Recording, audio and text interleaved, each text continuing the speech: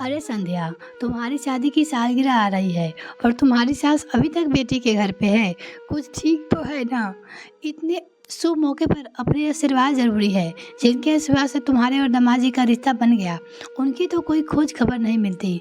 नर्मदा जी अपनी बेटी संध्या से कहती है। संध्या बोली, अब क्या बताऊँ माँ, उन्हें तो बेटी का घर ही अच्छा लगता है।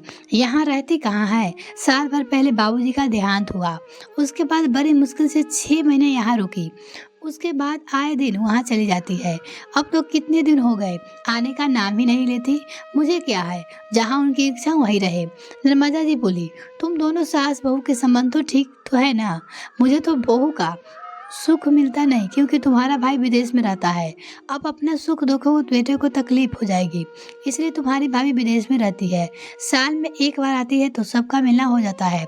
मेरे लिए इतनी ही बहुत है। संध्या बोली, माँ आप मेरी सास की बात छोड़ो, आप ये बताओ आप आ रही हो, क्योंकि आपके बिना ये सब नहीं होगा। नर्मदा जी बोली, हाँ हाँ क्यों नहीं आऊँगी। तुम ऐसा करो, अपनी सास का नंबर दे दो, मुझे हाल चाल पूछ लूँगी मैं। कम से कम ये तो नहीं कहेंगे कि बेटी की माँ कभी हाल चाल भी नहीं पूछती।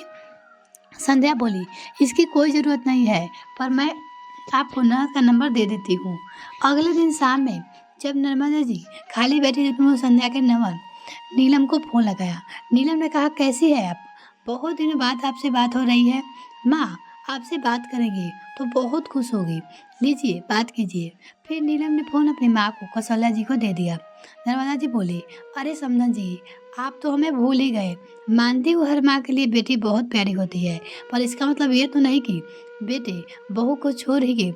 अरे बड़े बुजुर्ग को देख रेख में परिवार बढ़ता है, तो परंपरा और पुरानी चीज़ को खत्म होती है। और कितने दिन हो गए आपको यहाँ आए हुए, कब आएंगी? कौशल्या जी बोली, बड़े भाग्य वाले होते हैं वो माँ बाप, जिन्हें बेटी बहू का सुख मिलता है। माता पिता के साथ रहने घर में बेटे बहू का रिश्ता बिखरने लगे तो इसका बड़ा दुख पाप बूढ़ी माँ के लिए क्या हो सकता है।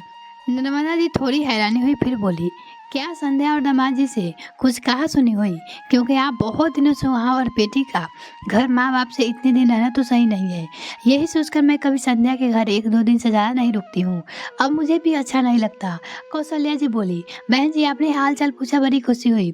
बेटी दामाद के घर कौन सी माँ खुशी से रहती है? अपने घर में अपने बेटे बहू से अपनापन ना मिले तो बेचारी बेटी की माँ कहाँ जाएगी, क्योंकि समाज में फिर अपने ही बच्चे में जगहसाई हो जाएगी। नर्मदा जी बोली, मेरे भी बेटे बहू है, मैं ये कभी नहीं चाहूँ कि मेरे बेटी की वजह से किसी माँ को अपने बेटे से अलग होना पड़े, या बुढ़ापे में कोई कष्ट हो। आखिर बात क्या है, बताइए तो सही। समधन जी समझकर, एक सखी समझकर कहकर बता दीजिए।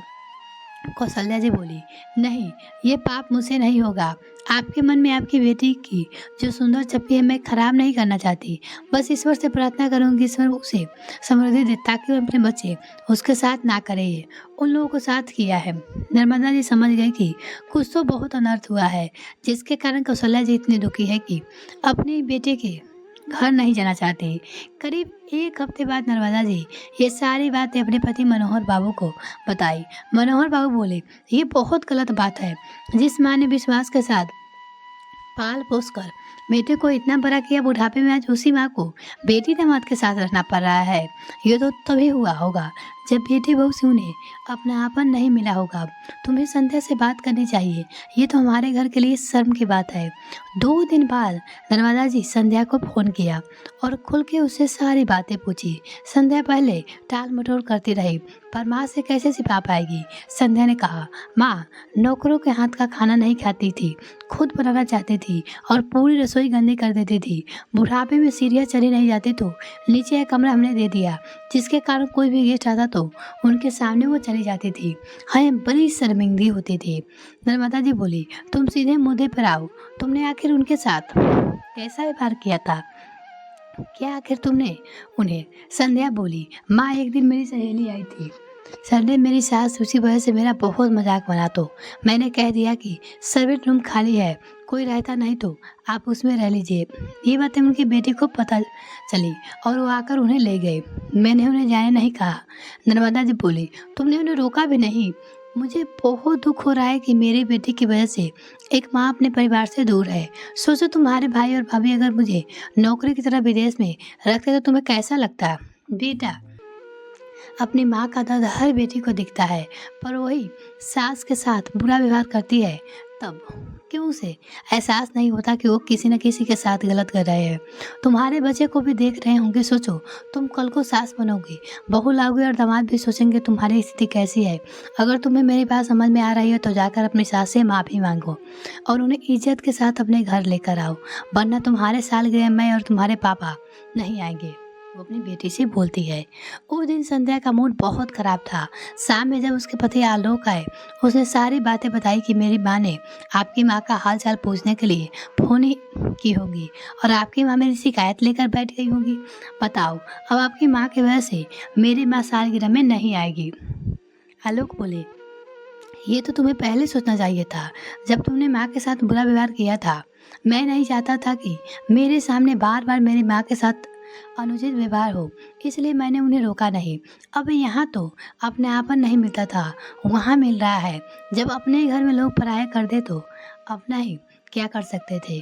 फिर मैं माँ से बात करूँगा। संध्या को एहसास हुआ कि कहीं न कहीं उसे कौशल्या जी के साथ बहुत बुरा व्यवहार किया है। जब आलोक ने माँ को फ़ोन किया तो माँ बेटे को आशीर्वाद दिया। कौशल्या जी बोली, तुम्हारी सास का फ़ोन आया था बेटा, ईश्वर का गवाह है, मैंने तुम लोगों के खिलाफ एक शब्द नहीं कहा। आलोक बोला, मैं जानता हूँ, मैं अघावा तो नहीं हूँ और आपका ख्याल नहीं रख सकता। दिखावे की खुशियाँ खरीदने के लिए पैसे तो बहुत कम लिया, पर माँ की ममता से वंचित हो गया। संध्या ने आलोक से फ़ोन लिया और सास से बोली, मम्मी जी, मैं अपने पुराने व्यवहार के लिए बहुत दुखी हूँ, मुझे माफ़ कर दीजिए, गलती मैंने की थी। फिर आपने सजा अपने बेटे और पोते पोती को क्यों दे रही हो? अपने आशीर्वाद से नहीं, वंचित मत कीजिए। देख लिए, अगले महीने हमारी सालगिरह आ रही है, क्या आप हमें आशीर्वाद देने आएंगे? वो बोली। कौशल्या जी बोली, माँ का आशीर्वाद हमेशा बच्चों के साथ रहता है और मेरे पोता पोती को ईश्वर लंबी आयु और समृद्धि दे। वो अपने बड़े की इज्जत करना सीखे और फिर उन्हें क्या दे सकती हूँ? बहू सालगिरह पर मैं आऊँगी और आशीर्वाद दूंगी, बस वहाँ नहीं रह सकती जिस घर में मैं तुम्हारे सास ससुर जी मुझे सम्मान के साथ रखा था, उसी घर में मेरा अपमान हुआ। बेटी के घर में अपनापन मिलता है, मैं वही रहूँगी। अब ये समाज चाहे जो भी कहे, पर अपने सम्मान को बार बार दाव पे नहीं लगाऊंगी। जब नैना जी को पता चला कि कौशल्या जी आ रही है तो कुछ रोज बाद भी सालगिरह में बेटी दामाद के आशीर्वाद देने आ गए। कौशल्या जी बेटी बहू के साथ आई, 2 दिन रुकी और फिर जाने लगी तो बेटी बहू ने बहुत आग्रह किया। कौशल्या जी बोली, अगर मैं यहाँ रुक गई तो खुद के साथ न्याय नहीं कर पाऊंगी, कभी आईने में खुद से नज़र नहीं मिला पाऊंगी। वक्त मिले तो तुम लोग मिलने आ जाना और मैं भी आती रहूंगी। इतना कहकर कौशल्या जी बेटी दामाद के साथ विदा होकर चली गई। दोस्तों, घर पर भोजन मिले या ना मिले, इंसान अपने सम्मान के लिए आखिरी समय तक जीता मरता है और वो हमेशा चाहता है कि 2 रोटी कम मिले पर सम्मान से मिले। जीवन भर जिसने अपने आप को समय दिया, आखिर वक्त अगर उन्हें अपने आपन ना मिले तो इंसान बेटी बहू के घर को छोड़कर बेटी दामाद के साथ ही रहे तो क्या गलत है? यह कहानी आपको कैसी लगी कमेंट सेक्शन में लिखना ना भूले। वीडियो को देखने के लिए बहुत बहुत धन्यवाद। अगर आपने अभी तक चैनल को सब्सक्राइब नहीं किया तो प्लीज़ सब्सक्राइब कीजिए।